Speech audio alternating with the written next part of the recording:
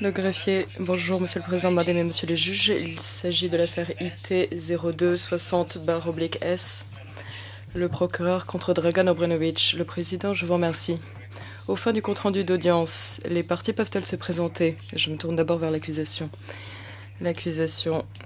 Bonjour Monsieur le Président, Madame et Monsieur les juges, Messieurs les conseillers de la défense. Je m'appelle Peter McCluskey et je suis accompagné de Stéphane Westby, Anne Davis et Jane Stewart. Le Président, merci. Pour la défense, bonjour. David Wilson et Dusan Slijepčević pour Dragan Obrenović. Le Président, merci. Monsieur Obrenović, pouvez-vous suivre le procès dans une langue que vous comprenez, Monsieur Obrenović? Oui, Monsieur le Président. Le Président, merci beaucoup. Si vous avez des problèmes, n'hésitez pas à nous le faire savoir. Je vous remercie. Bonjour, Mesdames et Messieurs. La présente audience est consacrée au prononcé du jugement en l'espèce. Ce qui suit n'est qu'un résumé du jugement écrit, dont il ne fait pas partie intégrante. Le texte écrit du jugement sera mis à la disposition des parties et du public à l'issue de l'audience.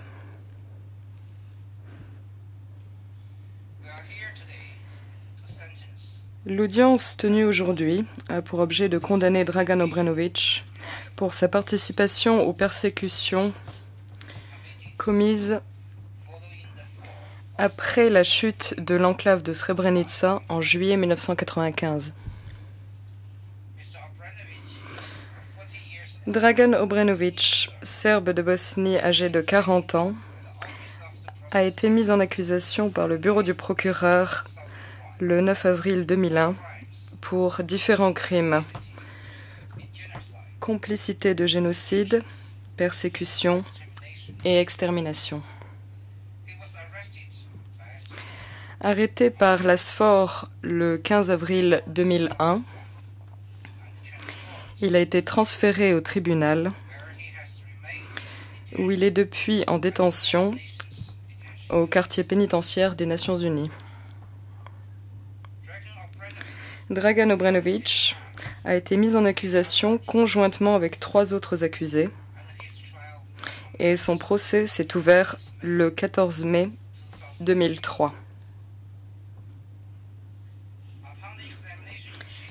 Lors de l'interrogatoire principal du premier témoin à charge, la Chambre de première instance a été saisie d'une requête conjointe sollicitant l'examen de l'accord sur le plaidoyer conclu entre Dragan Obrenović et l'accusation. À l'issue de l'audience consacrée à la requête, qui s'est tenue le 21 mai 2003, la Chambre de première instance a accepté le plaidoyer de culpabilité de Dragan Obrenović pour l'un des chefs de crimes contre l'humanité, celui de persécution, sanctionné par les articles 5.h, 7.1 et 7.3 du statut, et l'a déclaré coupable de ce crime.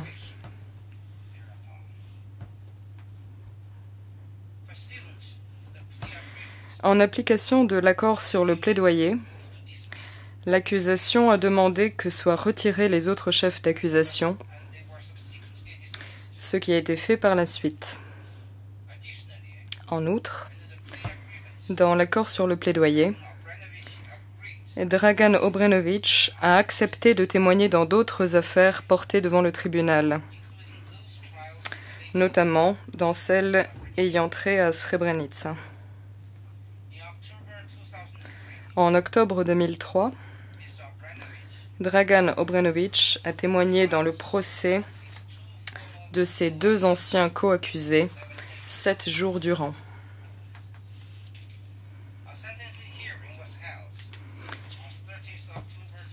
Le 30 octobre 2003 s'est tenue une audience consacrée à la fixation de la peine, au cours de laquelle 4 témoins à décharge ont déposé à la barre. 9 déclarations écrites ont été présentées par la défense, 5 par l'accusation. Toutes ont été admises en application de l'article 92 bis du règlement.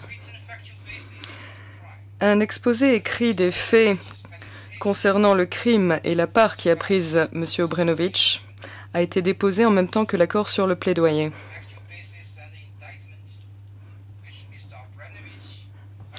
La Chambre de première instance va se fonder sur l'exposé des faits et l'acte d'accusation dont M. Obrenović a reconnu l'exactitude pour fixer la peine. Les faits qui y sont décrits sont les suivants. Le crime de persécution visé au chef 5 de l'acte d'accusation a été consommé par le meurtre de milliers de civils musulmans de Bosnie, hommes, femmes, enfants et personnes âgées. Le traitement cruel et inhumain de civils musulmans, notamment les sévices perpétrés sur des civils dans des écoles et autres centres de détention dans la zone de Zvornik du 13 au 16 juillet 1995. Le fait de terroriser des civils musulmans originaires de Srebrenica et de Potocari du 13 au 16 juillet 1995 et la destruction de biens et d'effets personnels appartenant à des civils musulmans originaires de Srebrenica qui ont été détenus et tués dans la zone de Zvornik. Les hommes détenus ont été emmenés de Potocari pour être exécutés. De même, les hommes qui avaient fui Srebrenica dans la colonne ont été faits prisonniers et détenus jusqu'à leur exécution.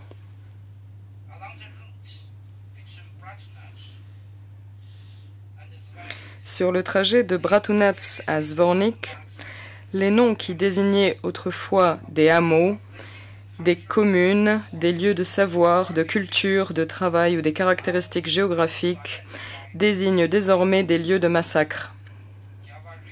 La rivière Yadar, la vallée de la Tcherska, l'entrepôt de Kravica, l'école de Petkovci, le centre culturel de Pilica et les villages de Tishcha et Orahovac. À la ferme militaire de Branievo, quelques 1200 hommes musulmans de Bosnie qui avaient été capturés dans la colonne ont été exécutés à l'arme automatique. Plus de 7000 hommes au total ont été tués.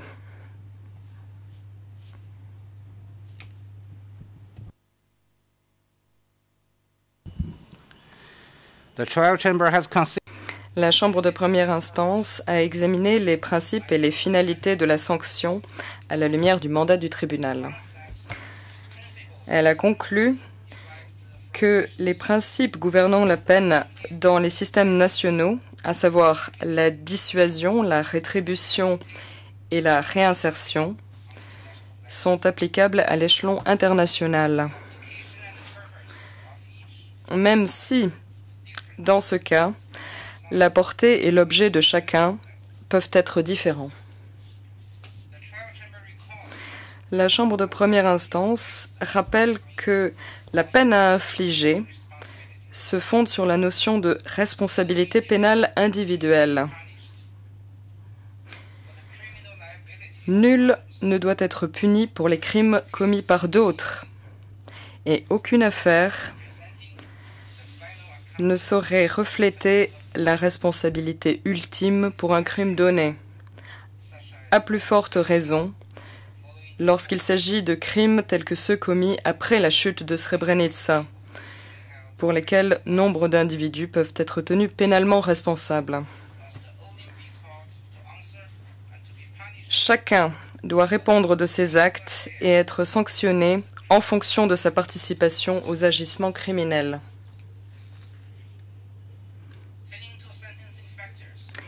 Passant en revue les éléments à prendre en considération dans la fixation de la peine, la Chambre de première instance a tout d'abord considéré la gravité des infractions, sachant qu'il lui fallait prendre en compte les circonstances propres à l'affaire, ainsi que le mode et le degré de participation de Dragan Obrenović au crime.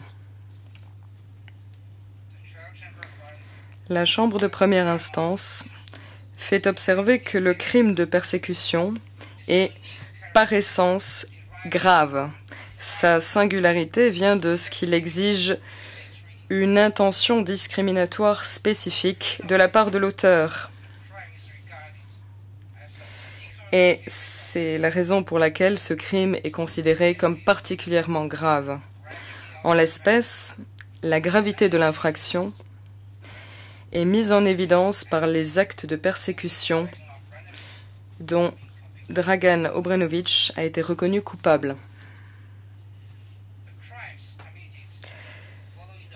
Les crimes commis après la chute de l'enclave de Srebrenica sont malheureusement bien connus. Le massacre ou le transfert forcé de la population musulmane de cette région de Bosnie orientale en à peine plus d'une semaine a atteint un degré de sauvagerie et de bestialité sans précédent dans le conflit en ex-Yougoslavie. Conflit qui avait pourtant déjà coûté de trop nombreuses vies. Dragan Obrenović était commandant second et chef d'état-major de la brigade de Zvornik. Brigade dont la zone de responsabilité couvrait la municipalité dans laquelle la grande majorité des exécutions ont eu lieu. Pendant les 2 jours au cours desquels se sont déroulés nombre de ces exécutions, il était commandant par intérim de la brigade de Zvornik.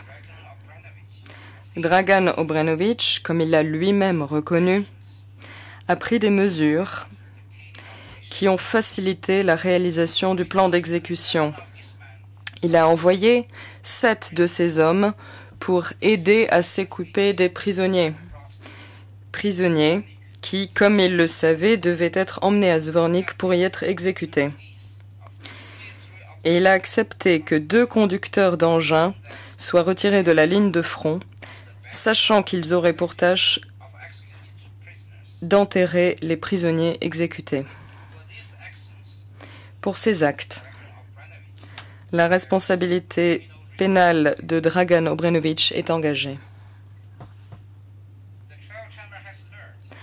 La Chambre de première instance a entendu des témoignages selon lesquels Dragan Obrenović était un homme hors du commun et un soldat, un officier, que ses subordonnés auraient suivi aveuglément.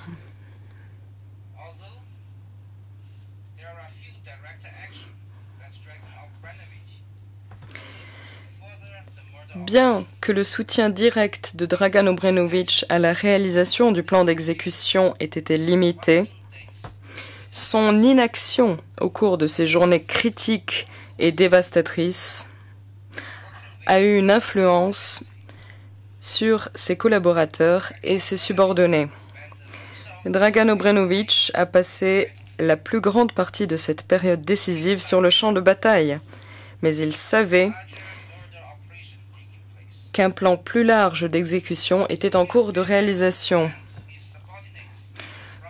Pour n'avoir pas empêché ses subordonnés de participer à la détention, au meurtre et à l'enterrement d'hommes musulmans de Bosnie, la responsabilité pénale de Dragan Obrenović est engagée. Pour n'avoir pas puni ses subordonnés,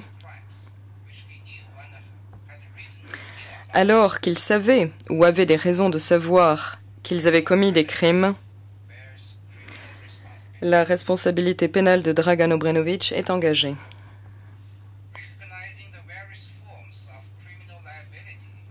Tout en admettant les différentes formes de responsabilité pénale reconnues par Dragan Obrenović, la Chambre de première instance estime que la responsabilité de ce dernier découle avant tout, mais pas uniquement, de ses responsabilités en tant que supérieur hiérarchique. L'accusation a fait valoir que la Chambre de première instance devait tenir compte de 3 circonstances aggravantes en l'espèce. Premièrement, le rôle de dirigeant joué par Dragan Obrenović. Deuxièmement, le fait qu'il était commandant en second. Et troisièmement, la vulnérabilité des victimes et le caractère odieux des crimes commis. La Chambre de première instance considère qu'en tant que commandant par intérim et commandant second de la brigade de Zvornik, Dragan Obrenović était en position d'autorité. Étant donné que sa responsabilité pénale découle en grande partie de sa responsabilité de supérieur hiérarchique sur la base de l'article 7.3 du statut, la Chambre de première instance estime qu'en l'espèce, il ne convient pas de tirer une circonstance aggravante d'un comportement ayant déjà servi à établir la responsabilité de l'accusé. La Chambre de première instance considère que le caractère odieux des crimes fait partie de la gravité générale de l'infraction. La Chambre de première instance souligne en particulier la vulnérabilité des victimes. Toutes étaient sans défense et ont fait l'objet de traitements cruels aux mains de ceux qui les avaient capturées. Dans ces conditions, la Chambre considère qu'il s'agit là d'une circonstance qui aggrave les actes criminels commis. Pour l'accusation, les circonstances atténuantes que la Chambre de première instance devrait retenir sont le plaidoyer de culpabilité, la reconnaissance de responsabilité, les remords exprimés, la coopération fournie au bureau du procureur et la bonne moralité de l'accusé avant les faits. En plus de ces éléments, la défense a avancé que l'accusé devrait bénéficier de circonstances atténuantes pour avoir œuvré en faveur de la réconciliation et avoir proposé de se rendre volontairement. La Chambre de première instance estime que le plaidoyer de culpabilité et la reconnaissance de responsabilité constituent des circonstances atténuantes importantes parce qu'ils ont contribué à établir la vérité et à favoriser la réconciliation, et parce que Dragan Obrenović a accepté d'assumer sans réserve une responsabilité pénale individuelle pleine et entière pour son rôle dans le crime de persécution. Si la Chambre considère le plaidoyer de culpabilité comme une circonstance atténuante, c'est également parce qu'il a évité à des témoins de venir déposer à propos d'événements douloureux et traumatisants. Cela est particulièrement appréciable dans le cas des événements survenus à Srebrenica, au sujet desquels l'accusation a établi de nombreux actes d'accusation et pour lesquels la présence de ces témoins sera probablement requise dans des procès à l'avenir. Enfin, la Chambre de première instance observe que d'autres accusés ont été récompensés pour avoir plaidé coupable avant l'ouverture du procès ou à ses débuts, permettant ainsi d'économiser les ressources du tribunal. La Chambre apprécie les économies réalisées, mais estime qu'elles ne sauraient revêtir une importance excessive dans une affaire de cette envergure, où le tribunal s'emploie à exécuter la mission qui lui a été confiée par le Conseil de sécurité et partant par la communauté internationale, celle de rétablir la justice en ex-Yougoslavie au moyen de procédures pénales équitables et conformes aux normes internationales des droits de l'homme, en respectant pleinement les droits des accusés et les intérêts des victimes. consideration.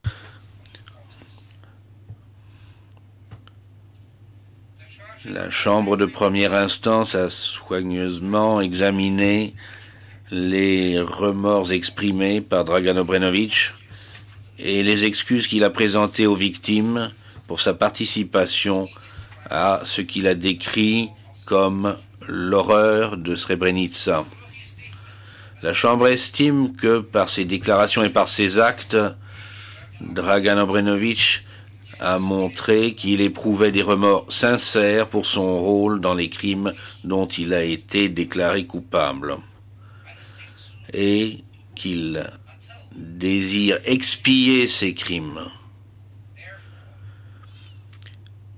La Chambre de première instance retient donc les remords exprimés comme une circonstance atténuante importante. S'agissant de la coopération fournie, la Chambre de première instance note que l'accusation considère que Dragan Obrenović a pleinement coopéré. La Chambre estime que dans l'affaire Blagojević, Dragan Obrenović a livré un témoignage véridique et des informations détaillées sur ce qu'il savait des faits se rapportant à Srebrenica et de la structure militaire de la VRS. Elle partage l'avis de l'accusation, selon lequel Dragan Obrenović a répondu à toutes les questions de manière aussi claire et précise que possible, que celles-ci aient été posées par l'accusation, par le Conseil de la Défense ou par la Chambre de première instance.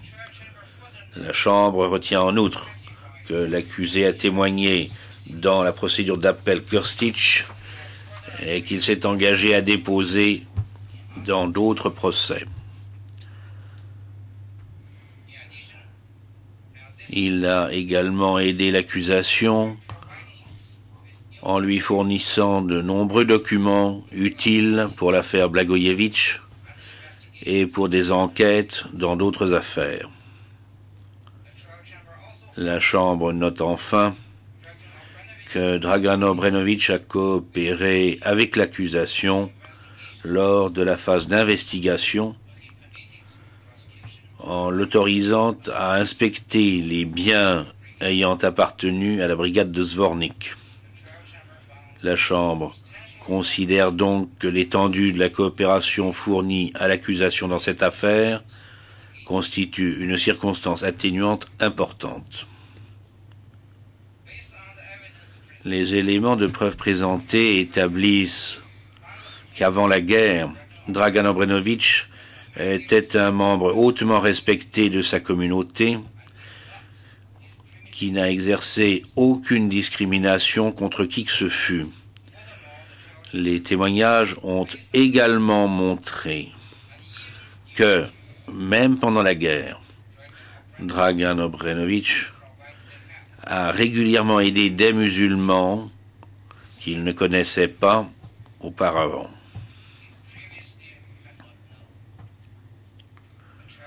Aux yeux de la Chambre, cela constitue une circonstance atténuante importante.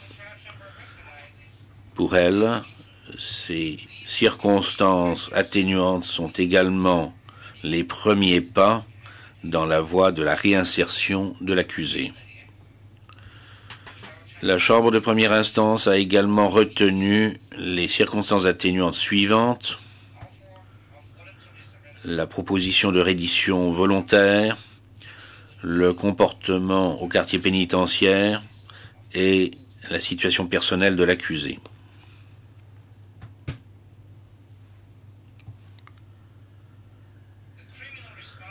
La responsabilité pénale encourue par Dragan Obrenović pour les crimes commis de manière systématique ou généralisée après la chute de Srebrenica doit rendre compte du comportement criminel propre à l'accusé, c'est-à-dire de ses actes et de ses omissions. Sans vouloir minimiser le comportement criminel de Dragan Obrenović, la Chambre de première instance rappelle qu'il n'est pas le seul dont la responsabilité pénale est mise en cause pour les crimes de grande ampleur commis contre la population musulmane de Bosnie. Ce n'est pas lui qui a conçu la campagne de meurtre. C'est pourquoi la sanction imposée ne doit rendre compte que de son propre rôle et de sa propre participation aux crimes de persécution. D'autres, qui devraient un jour comparaître devant ce tribunal, seront jugés et condamnés pour le rôle qui a été le leur. La Chambre de première instance a conclu qu'il existait en l'espèce de nombreuses circonstances atténuantes auxquelles elle a accordé un poids important. Parce qu'il a reconnu sa responsabilité et sa culpabilité, qu'il a exprimé des remords sincères et coopéré de manière substantielle avec l'accusation, compte tenu enfin de sa moralité, Dragan Obrenović mérite que sa peine soit atténuée. La Chambre de première instance souligne qu'en accordant un grand poids aux circonstances atténuantes, elle ne remet pas en cause la gravité des infractions dont Dragan Obrenović a été déclaré coupable. La Chambre a bien pris en compte l'échelle sur laquelle ont été commis les crimes auxquels il a participé, ainsi que l'effet de ces crimes sur les victimes et sur les survivants. Les deux sont énormes. Ainsi qu'elle l'a rappelé au parti et à Dragan Obrenović, la Chambre n'est pas liée par leurs recommandations en matière de peine. Elle a soigneusement examiné les conclusions des partis et les peines proposées. Monsieur Obrenović, veuillez vous lever.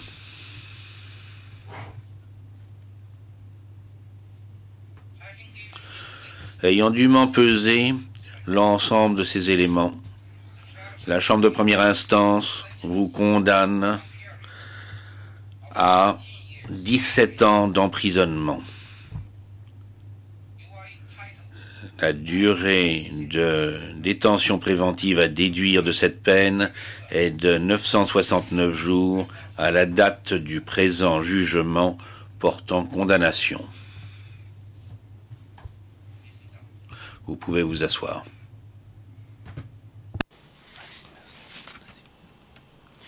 The hearing is adjourned. L'audience est levée. All right, pouvez vous lever?